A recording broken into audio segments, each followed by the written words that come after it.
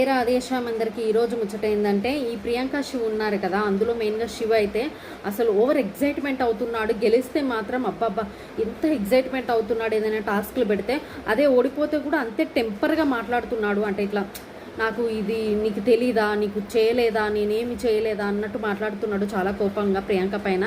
So నాకు ఇది ఈ విషయంలో అసలు నచ్చలేదు. ఏంటి ముచ్చట అంటే, సో నిన్న జరిగిన టాస్క్లో గెలిచాడు ఒక టాస్క్లో.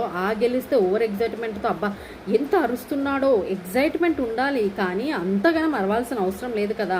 సో అలా అరుస్తున్నాడు. ఈరోజేమో ఒక విషయంలో శ్రీముఖి అడుగుతుంది తనని, ఏంటి ముచ్చట అంటే, సో నీకు ప్రియాంక ఫస్ట్ ప్రపోజ్ ఎప్పుడు చేసింది అని అడిగితే 7th జూన్ అని తిను చెప్తాడు.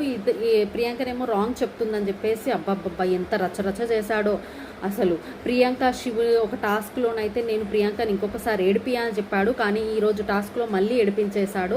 సో నిన్నైతే ప్రామిస్ చేశాడు, అది బ్రేక్ కూడా చేశాడు, నేను ఇంకొకసారి ఏడిపియా అని చెప్పేసి, కానీ ఈరోజు మళ్ళీ ఏడిపించాడు. నాకెందుకో చాలా ఓవర్ ఎగ్జైట్మెంట్ అవుతున్నాడు అనిపిస్తుంది.